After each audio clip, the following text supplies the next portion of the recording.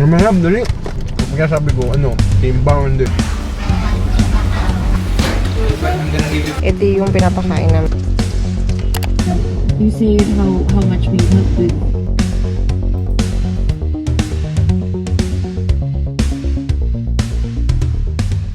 Hello everyone! It's Friday, June 25. Wala na pasok bukas kaya makapag-vlog na ako ulit. Mahirap kasi mag-vlog ng weekday kasi pag uwi namin, pagod na ako, ganun. So, nakatamad na mag-vlog. Hinintay ko lang si Peter kasi order kami ng 8 cuts yung burger. Favorite ko kasi yun. Yung piggy, yung favorite ko. Kitang-kita naman sis, ang pagka-piggy. Charot. May app kasi si SM na yung tenants niya, dun ka pwede ka mag-order ng food, ganyan. Tapos, discounted. Parang siyang Food Panda or Grab na may discounts din. Kung interested kayo to try, alam ko 5-kilometer radius siya from the branch na pwede mag-deliver. So, halimbawa, sa MOA kayo, tapos sa C Residences, kung basta within 5-kilometer radius from the mall, pwede niyang pag-services sa pwede niyang pag-deliveran.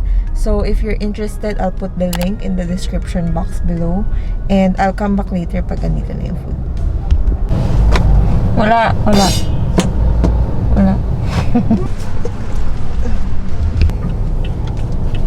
Piggy akin. Oh, yung daddy. Oogs.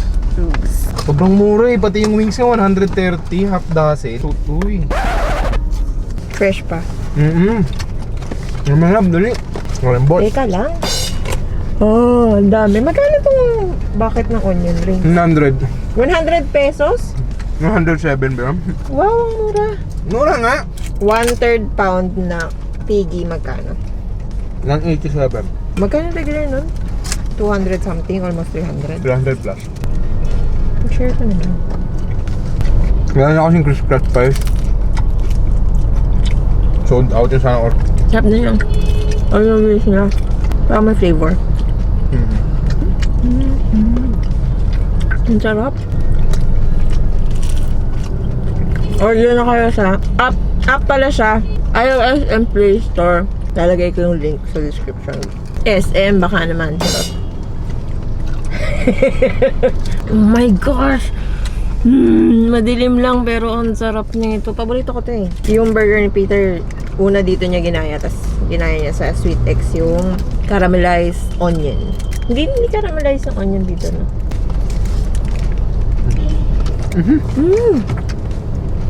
Oo nga, hindi caramelized. Ang sarap pa din. Ano may hot sauce? Hindi na kumain.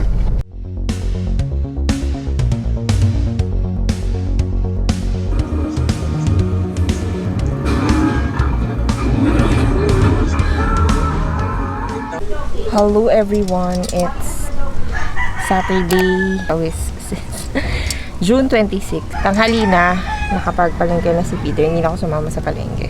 Ako ngayon ang in charge sa pag-ihaw of our ulams. Baka masisi ako kung ba't nasunod.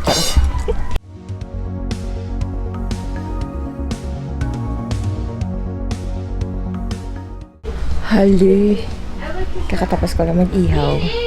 Blushing kasi, tisay, charot. Hindi ko talaga ma-perfect yung pag-iihaw.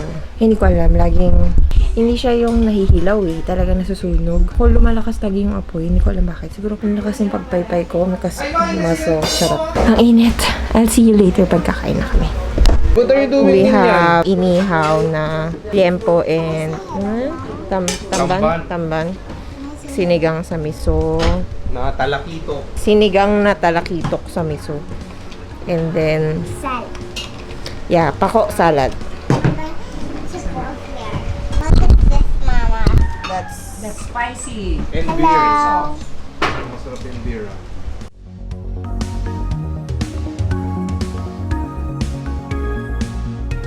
Hello everyone! It's still June 26, gabi na, mga 10 PM. Katapos namin kumain, nakatulog na ako. Like yung first day ng rest day, which is Saturday for me. Naantok talaga ako, as in parang binabawi ko yung uyot ko. Kasi nga grabe yung ingay.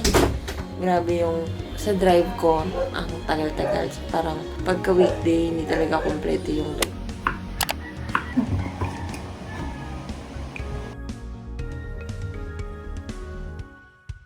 Hello everyone, it's June 27. Gabi na. Prep lang ako ng mga meals ni Venice for the week. For the past ilang weeks na din, ito yung pinapakain namin sa kanya. Super raw na beef and chicken. Na raw na siya na prepared. So, meron na siyang portion ng meat, innards, meron rin siyang bones, chicken, tamban. Slice up na namin siya to ganyan.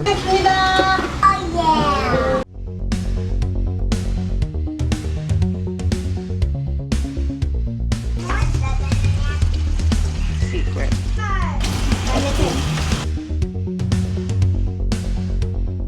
And you say how much we've helped with your loneliness. And then proper metrics. Yeah. If you actually did a day. Hello everyone! I'm on the way to work. Wala akong pasahero. I'm the driver today because Peter and I decided to separate cars when we go to work kasi hindi nagmamatch yung aming oras. I ended up having a lot of lates. Ang laki ng deduction ko, sis. Ang deduction ko, enough na maghulog ng bagong kotse, ganun. So, sa nangihinayang ako, sabi ko, sayang naman yung deduction ko. So, we decided to separate cars. I'm stuck with the Vios, the manual one, because ito talaga yung trip ko. Actually, last night, I drove the automatic one. Okay naman. Parang ano lang, hindi ako sanay na hindi napapagod yung pa ako. Charot. Ang sobrang smog ngayon. Kahapon ko pa siya actually napansin.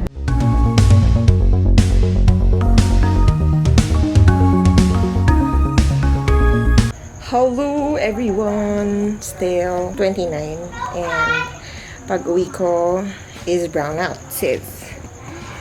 Boom! Boom! May pumutok daw kaninang morning and then nung ginawa na, after 2 hours yata, pumutok ulit. Apparently, yung mga wires ni Meralco, mainit na, nagmelt na yung insulation. So, syempre, na-expose yung nasa loob. Kaya baka nagdikit. So, baka yun yung nag-cause ng putok-putok. Kuha sila dito kasi alas 2 ata nawala na ng kuryente. Tapos ngayon, 8:30 or 9 na. Hindi pa rin nakakabalik. Pero at least ginagawa na. Thankful pa rin.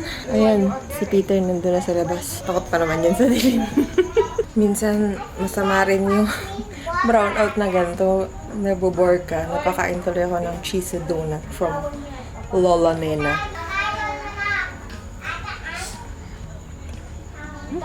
Hello! May kuryente na. Tapos na ako maligo. Hindi na naman. Meron tayong Shopee. Pero ano lang, exciting. Oh, dito ako. Loko-loko. Tingnan mo, nasa kama na, oh. Binis! Bakit? Baba ka dyan! Alam mo na, madumi siya.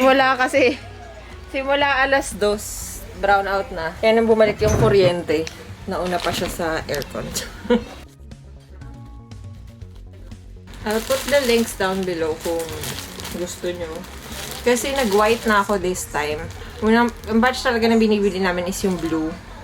Blue and white. Tapos nag-try kami ng black. Kaso, nung nag-black kami, pares kami ni Peter na sobrang minamask ni. So, sabi ko, baka sa black mask. Kaya nag-white ako. So, sana, hindi na. Bumili din ako ng KF94 na mask. White din. Sayang nga, nangihinayang ako sa mga ganito kasi per yung plastic. Ito kasi yung okay pag like may eyeglasses ka or parang hindi siya magpa-fog. Tsaka okay din yata to for para iwas mask ni kasi medyo nakalayo yung sa face mo. Itong KF94 type, I'll also put the link down below kasi yung iba ko nakikita puro ships from overseas wala, nagmamadali na ako. Nakala ko 5 pieces or 10 pieces yata per pack. Kaso nung lumating, ayun, isa-isa siya. Actually, maganda rin siya pang travel kasi naka-individual pack siya nga. Tapos itong, yung ganito, for the whole household naman to, mayroon akong tinahi na nilalagay namin sa likod ng pinto. Para pag, before ka alis ng bahay, nandun na, kukuha ka na lang. Ganun. And then, may isa pa. Pew, pew, pew. Sabi ni Peter, pag abot niya sa akin. Oh, bago mong watch. Charot ka dyan. Watch mo mukha mo. Bumili ako ng ano. May pabili pala ako. Hindi ako bumili. Ng charger. Kasi, yung luma kong charger, ito, sa basurahan na. Is, naghihingalo na. Puro balahibo kasi nasa basurahan. Pero, tinry ko pa siya i-save ng tape. Ayan o, tinape ko pa kasi nakukuryente na ako, sis. Tapos, itong dulo na to, umusok na siya nung nakaraan. So, natakot na ako. Tinapon ko na. Ayoko na kasi ng yung mga mini. So, ganyan. Kasi nagiging incompatible siya for some reason. So, yun. That's all. Good night. Hello, everyone. Good morning. It's June 30. Last day of June, sis. Kakatapos ko lang mag-workout. Wow, nag-workout. Pero hindi ko pinakita. Hindi ko pinilm. Tsaka na. That's for a separate video. Maligo muna ako, then I'll style my hair. Hello, everyone. Late na ako. Kasi naman, pakulot-kulot pa si ma'am. Ang init. Ba't may nabinapay na dito? Yan. Whew.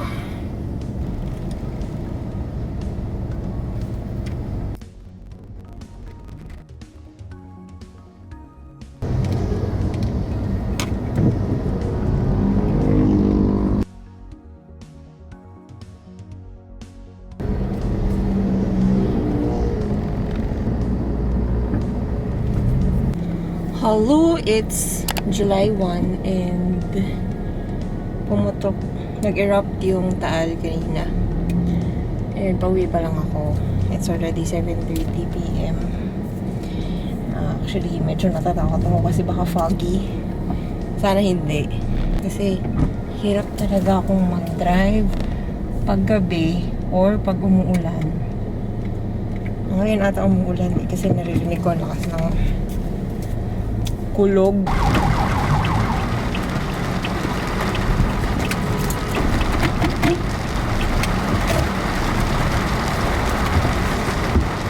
Lakas na ng kidlat.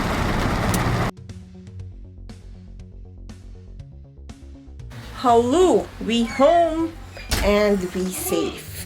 Pagdating ng Coastal, humina na yung ulan. Tapos pagdating ng Cavite, wala na talagang ulan. Pero medyo foggy din. Tapos ngayon, na nakarating na ako sa bahay, doon nag-start umulan. So, sana we're all safe overnight. Kasi last year, around February, nung pumutok ulit yung Taal, around ganong time din ng mga hapon, naalala ko.